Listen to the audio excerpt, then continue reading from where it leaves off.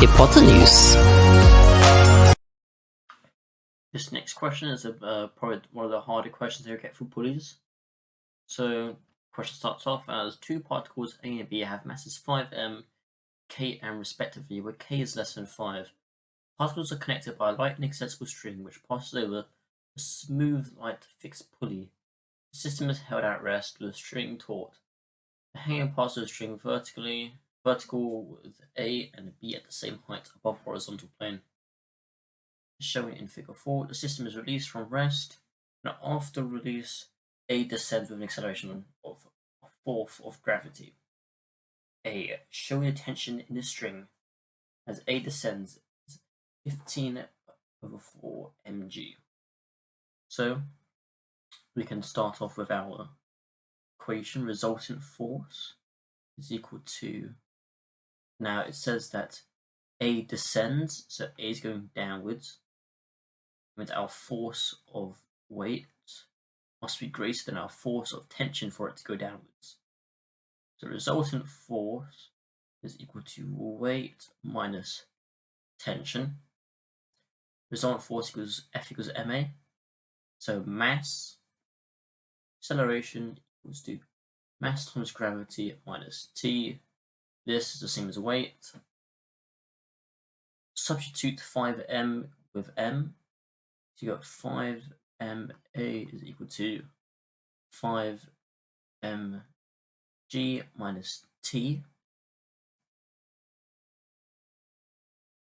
It's given to us that A is equal to a fourth of g, given over here. So we can substitute A with that.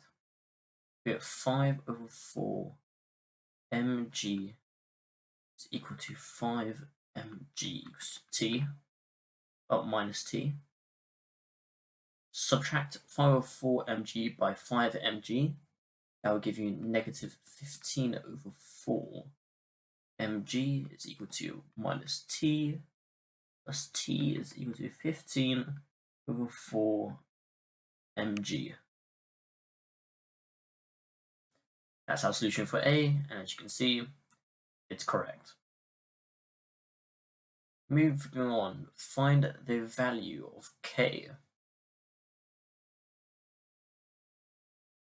So K would be the value of this mass. Right, so let's find the equation. So equation for particle B, resultant force. Particle B will be going upwards, right?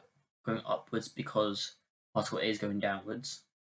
It's going upwards, that means T must be greater than the weight is being pulled upwards, minus weight. Replace our force and weight by the correct equations. We get ma is equal to T minus mg. The acceleration throughout the rope, the pulley, so the acceleration here and here, they're both going to be the same throughout the whole string. So we can replace A over here with, replace A with a fourth of g, replace m by km, which was it km? Yes, it was km, the mass of particle B.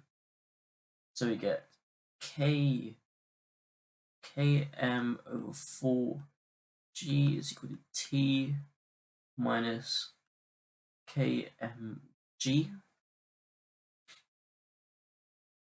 Tension, you can also substitute tension as 15/4 mg, because tension is also constant throughout the string. Right, if the string is inextendable, which was stated over here, that means the tension will be the same throughout the string. So that means we can use the same tension that we found in part A. It will be kmg/4 is equal to 15/4 mg minus kmg. Now, as you can see, you might notice that we've got a common factor of mg. So that cancels out, that cancels out, that cancels out. And that leaves us with k/4 equals 15 over 4 minus k. We add k onto the other side. That gives us 5 over 4 k is equal to 15 4. And now k is equal to divide, that would be 3. Okay. So we found the value of k. K is equal to 3. Now next bit, state how we would use the information that the pulley is smooth. So if the pulley is smooth, what have we got here? Let me draw the pulley again. Right. So usually, let's say this one's A. Usually on particle A, we've got weight going downwards, and tension would be going upwards, right? But if the string wasn't smooth, that means there'll be friction. And if A would be moving downwards, right, friction acts in the opposite direction. So we have an additional force of friction going there. Oh. Yeah. So our resultant force wouldn't be the same. That's basically it for C. It's only 1 mark anyway, so it should be fine. Now for part C of this question, part D I mean, the question states, after descending 1.2 seconds, the particle A reaches the plane. It's immediately brought back to rest by the impact of the plane. The initial distance between pulley B and the pulley is such that in subsequent motion, B does not reach the pulley. Find the greatest height reached by B above the plane. So let's see the scenario here. So we've got our pulley, it's too thick. This one. Got our pulley. Right, and initially it's A and B kind of looks like that, right? And we've got our plane. And now afterwards, now A has fallen down and hit the floor. So now it looks something like this.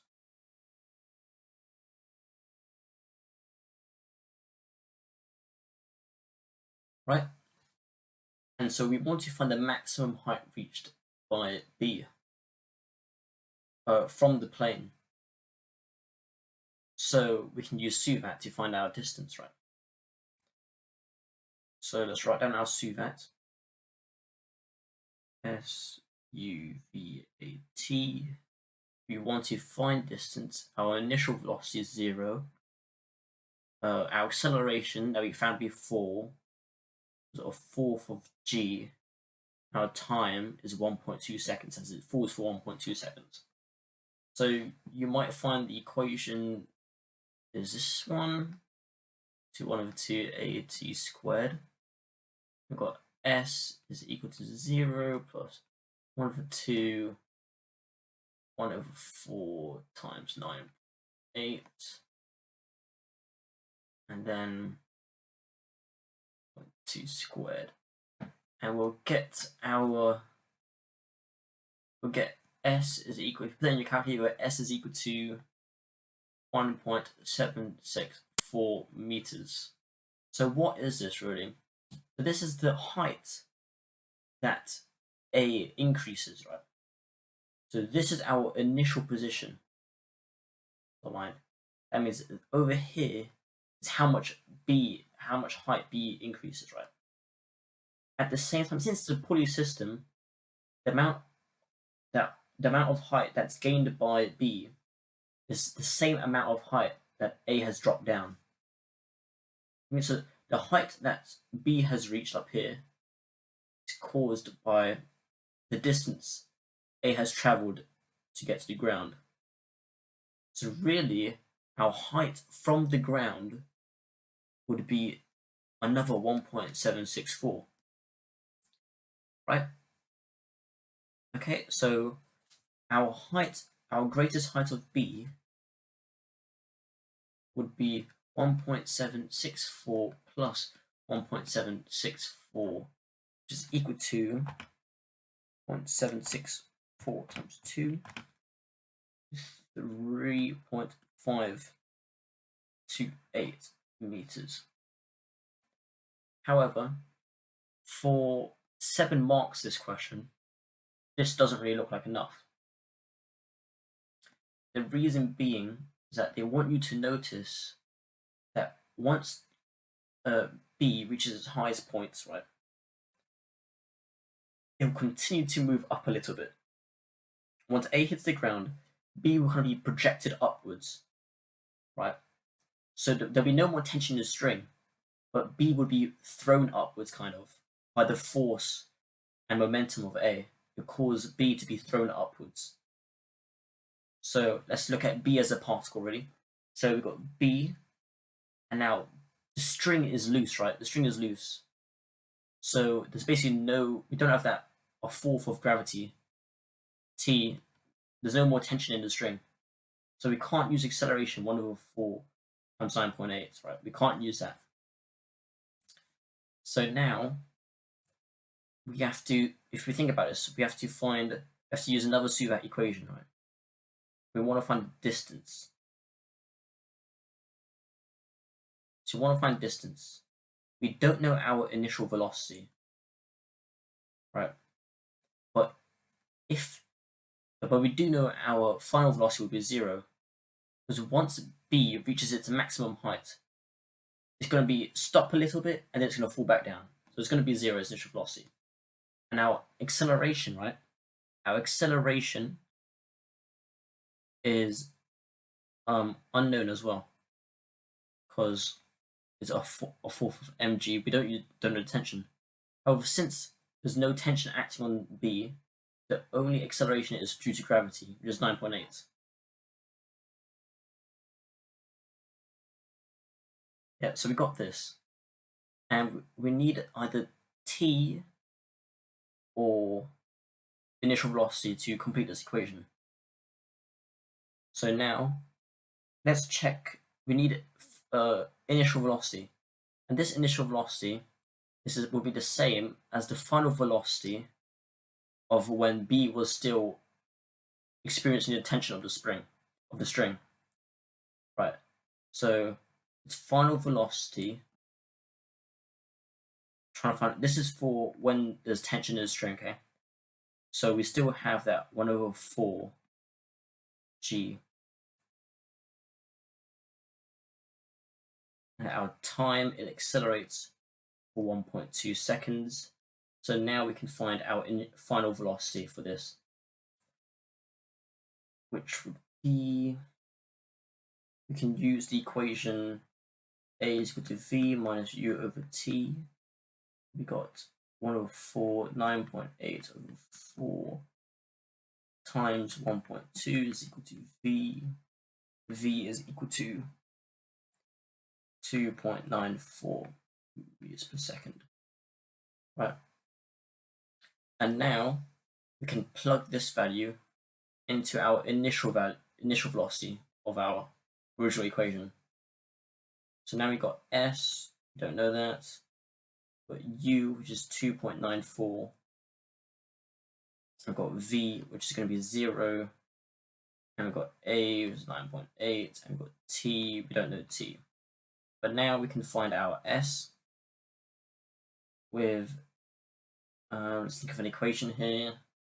Which one would be the best equation? Probably V squared is equal to, V squared minus U squared is equal to 2AS.